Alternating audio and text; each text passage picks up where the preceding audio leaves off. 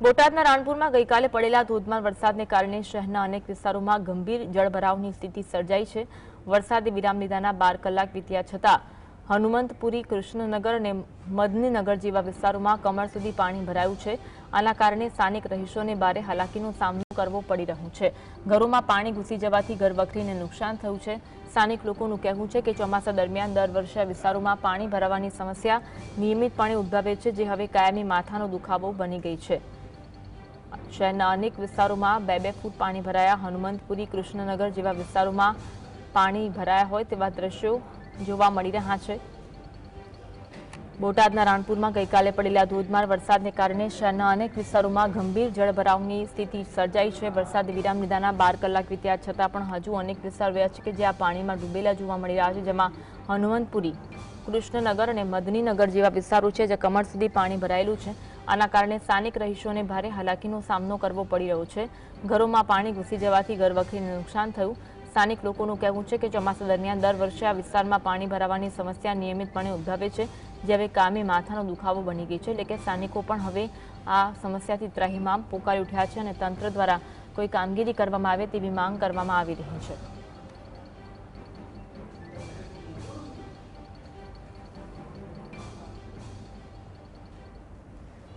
પાણી તો આ છેલ્લા વરસાદ રહી ગયો 8-10 કલાક થઈ તો પાણી હજી નિવારણ આવ્યું નથી।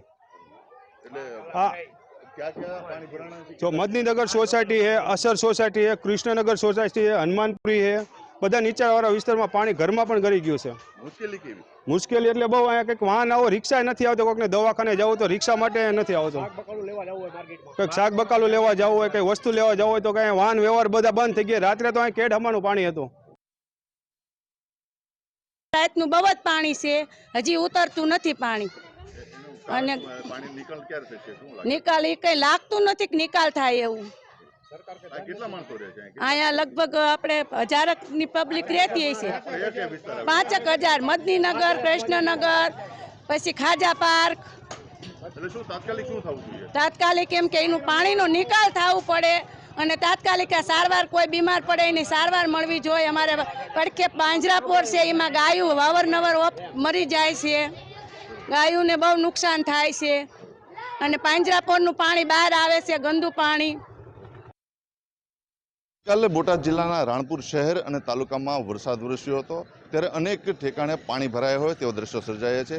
રાણપુર શહેરના આ દ્રશ્યો છે બોટાદના રાણપુર શહેરથી અણિયાળી કસ્બાથી જતા આ માર્ગના જે આ મુખ્ય હાઈવે છે કે જે પંચાયત માર્ગ છે તેના પર કહેવાય કે 2-2 ફૂટ જેવા પાણી ભરાઈ ગયા છે।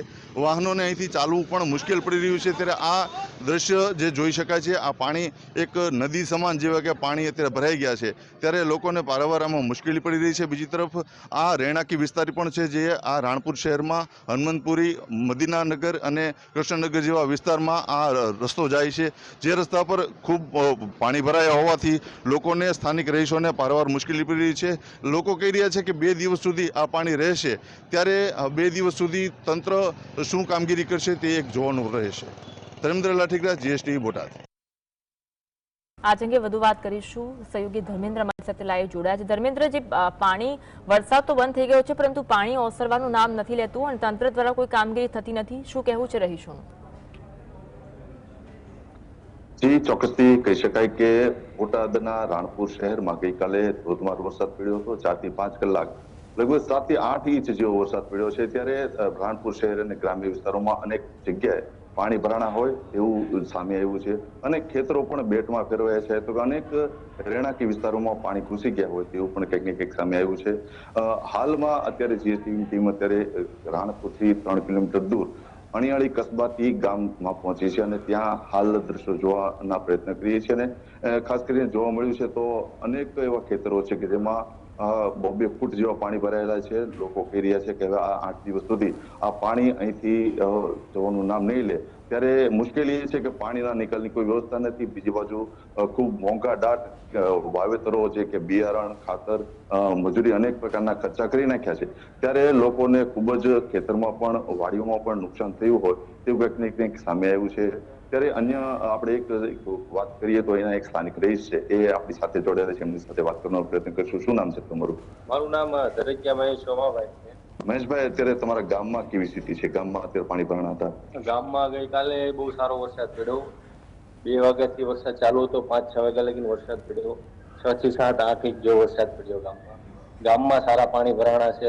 રોડ રસ્તા ઉપર નાળામાં સારા પાણી ભરાણા. અત્યારે અવર જવરની સ્થિતિ કેવી?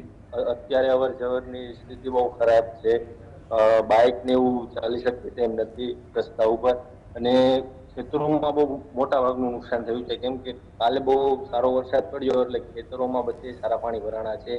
ગામમાં 70-75% જેવી જમીનમાં પાણી ભરાણા છે. ખાસ કરીને ગામમાં જે સ્કૂલો છે અત્યારે સ્થિતિ કેવી છે?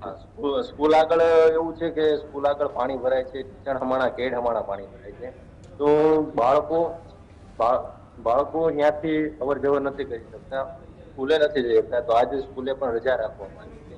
ચોક્કસથી આ હતા એના સ્થાનિક રહીશ જે કહી રહ્યા છે ખૂબ જ પારાવાર મુશ્કેલી પડી રહી છે, પાણી ભરાયા છે, પાણીના નિકાલની કોઈ વ્યવસ્થા નથી, જેના કારણે લોકોને ભારે હાલાકી પડી રહી છે. જી આભાર જોડાવા માટે.